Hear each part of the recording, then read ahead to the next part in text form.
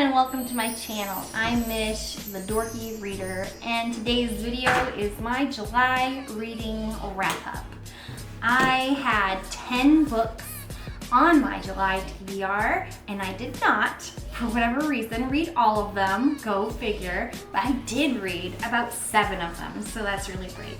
I can't wait to show you which books those are. Here is the massive stack of books I was supposed to read in July. As you can see, there are some really great titles on this stack. And oddly enough, there were like 2 books in this stack I wanted to read more than anything. And I did not end up reading those 2 books. So we'll see which ones they are. I think a lot of you can guess which ones I'm talking about if you've watched my channel before. Anyway, I'm gonna start from the top and go from there, and hopefully you agree or disagree or wanna write something in the comments. I don't know, I am just rambling at this point. So the first, maybe I should do it in reading order. Oh, that's exciting. Oh no, I'll just do it from the stack because then it can be a surprise when it pops up what I didn't read. Okay, that's what I'll do. So, I ended up reading in July Martha Wells' All Systems Red, part of book 1 of the Murderbot Diaries. Yeah, Murderbot Diaries. Murderbot is a robot or a cyborg or whatever who is part of this company who sends off Murderbot things for different jobs, for different companies or groups of people. In this case, Murderbot is assigned to be kind of like this patrol or guard over this small group of scientists and explorers who are kind of checking out a new planet to see if it's something that could be livable or useful to their company or their whatever. Murderbot, of course, there is some kind of thing that happens that puts the people at danger, and it's up to Murderbot to save the day.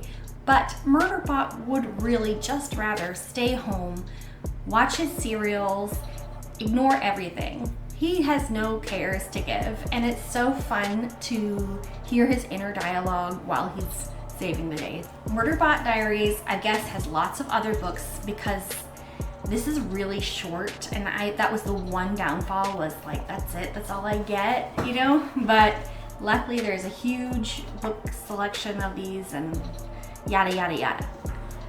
Anyway, I can't wait to read the rest of Murderbot. I think I'm looking forward to this the most. This was probably my favorite book of July. Okay, the next book on the list that I did read was She and Her Cat by Makoto Shinkai and Naruki Nagakawa, and translated by Ginny Tapley Takamori.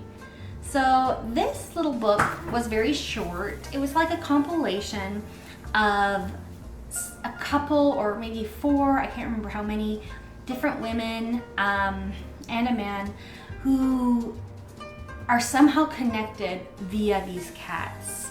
And then they're kind of little bit somewhat emotional tales, you know. They read, what's the word I'm looking, you know, that kind of mood where like you watch an artsy film and you kind of have this seriousness, and yeah, that's kind of the tone of the book. But then it's connected with the perspective of these little cats that are part of their lives, and I thought that part was really charming. However, I wasn't as like taken by this book as I thought I would be. It still felt just a little flat, and I think that could be due to translation, or maybe I just wasn't in the right mindset to read this book. But it was cute, it just wasn't great or outstanding. Does that make sense? Okay, well, that was my opinion. Please feel free to disagree. I could see someone else really loving this book, but for me it just was like, okay. Okay, the third book on this stack, Thornhedge by T. Kingfisher. This might also be my favorite of the book for July. Yeah, I really loved this one. It was a short fairy tale retelling of Sleeping Beauty with a dark, kind of grim twist to it all. The tale stars this little fairy who's been trusted to kind of guard over or watch over this sleeping beauty who is in this castle tower surrounded by thorns, and it is her job to kind of shoo away people who want to try and rescue her, because perhaps there's more to Sleeping Beauty's story than meets the eye. One day, this kind of older gentleman knight who has kind of a thirst for mysteries and adventure, you know, kind of stumbles upon this thorn thing he's been looking for because he heard about it in a storybook when he was younger. Anyway, he connects with this fairy in a way that's very charming and sweet, and I just liked their interactions. It was all so wholesome and cute.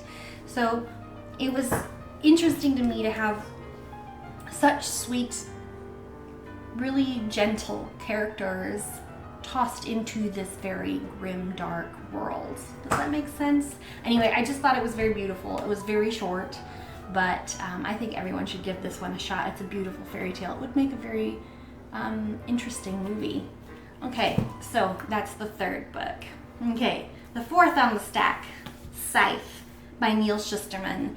I did not read Scythe. I'm sorry, I had no time for all 10 books, so some of them had to go, and Scythe did not make the cut this month. I do really want to read this book. Supposedly it's really, really good. Obviously it's won an award, and I like that kind of dystopian vibe. That's like one of my favorite types of books, so I know I'll like it when I get around to it, but it just wasn't this month. This book here, the next one, is A Harvest of Hearts, and this was the last book I read in July. In fact, I finished it technically August 1st, but at like 5 minutes after midnight.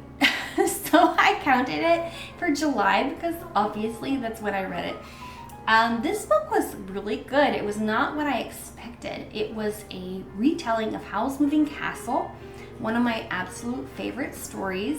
I have 4 cats, 3 of which are named after Howl's Moving Castle characters, so there's that.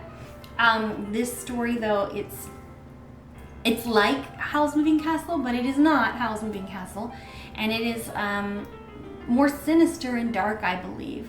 I do think that it was a good book, and I enjoyed it. Did I absolutely love it? No.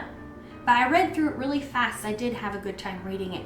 It was just maybe not as romantic as I was hoping, because I wanted more romance. There was a romance, it just felt a little flat. Like there wasn't quite that beautiful tension that you sometimes get between characters, but it was nice. It was still nice. So anyway, that's that one, A Harvest of Hearts by Andrea Eames, and I do recommend it for people to give a shot if they're looking for a kind of gothic, dark fairy tale.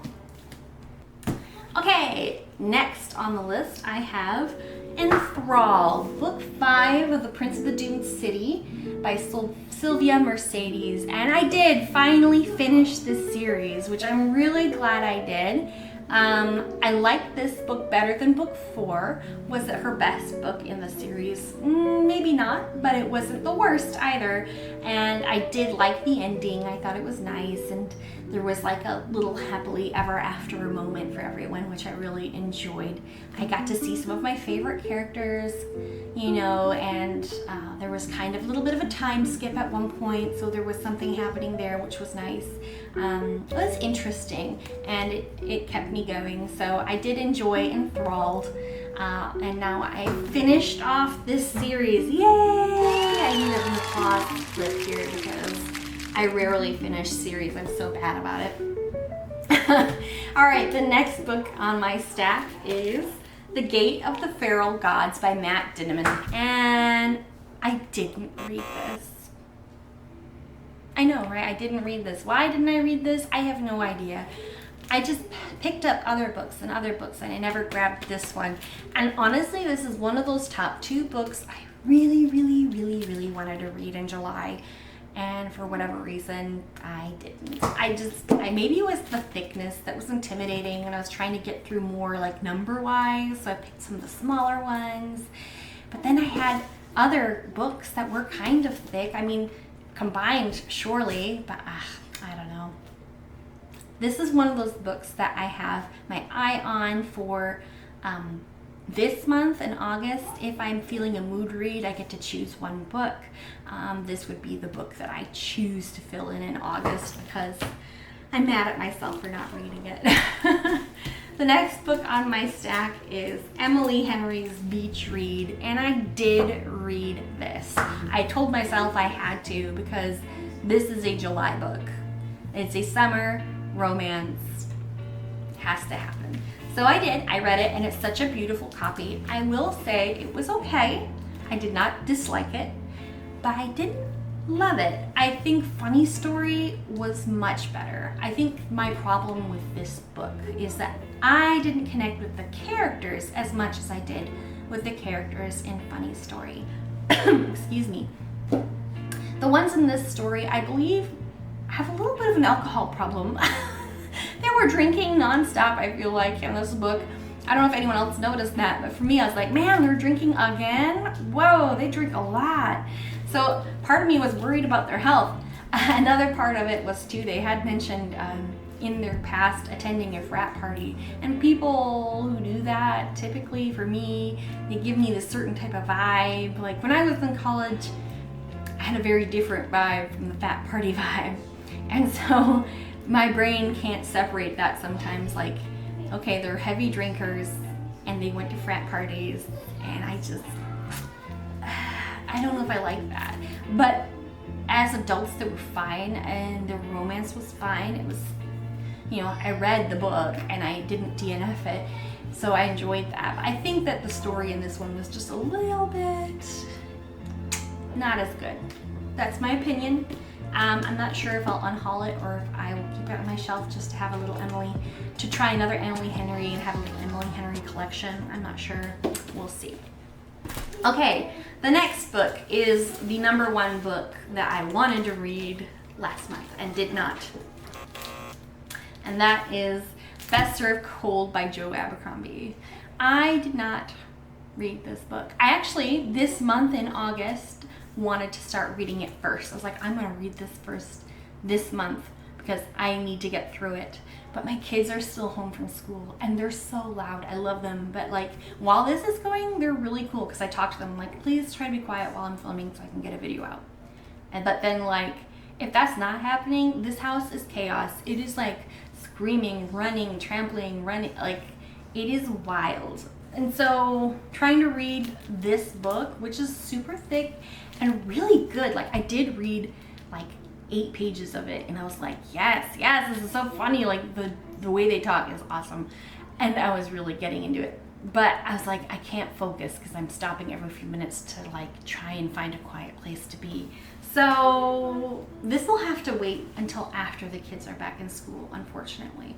But I will say just those 8 pages really reminded me why Joe Abercrombie is my favorite author. Like I absolutely love the way he writes. I just love it. It's perfect. Okay, the last book is the first book I read in July, and I read it on the plane to and from San Francisco, and that would be The Night and the Moth by Rachel Gillig. And I did enjoy this. I wouldn't say that I loved it. It wasn't top tier book for me, but it was still good. It was good enough to get a 4 for me, 4 stars. I enjoyed especially this gargoyle character, which I won't spoil anything about, but I just thought the gargoyle was king. Like he was the best part of the book, 100%. There were other parts of the book that I really liked. I loved the atmosphere. I loved how goth and weird and dark and kind of creepy the tone was, while still having some uplifting humor in there. I thought the male love interest was charming, and I thought the girl was all right too. I just think there was just something about those characters. They weren't my favorite people in the book, and since the book was about them and the star, I wanted the main characters to be the best part of the book, but they weren't. The gargoyle was 100% the best part of the book. So that is what kind of brought it down for me. Just a couple little tiny personal picky things that I don't really love were in the book, but I overall recommend it. It's a great dark gothic book. I think this would be fantastic in October.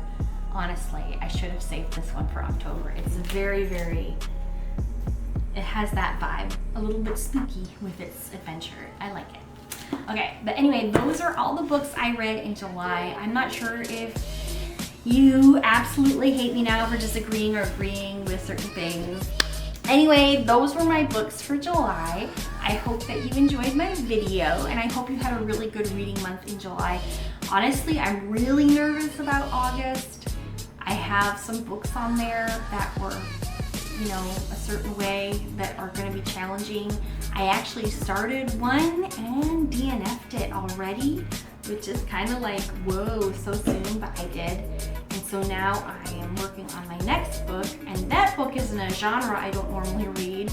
So I'm kind of working into a little bit of a reading slump. The good news is that second book is still good, and so I am pushing through it, and I'm enjoying what I read. It's just that the desire to pick up a book that isn't necessarily a fantasy sometimes makes it like not really escaping, you know, like it doesn't feel that way for me. And that's what I love about books, is kind of escaping into a new reality.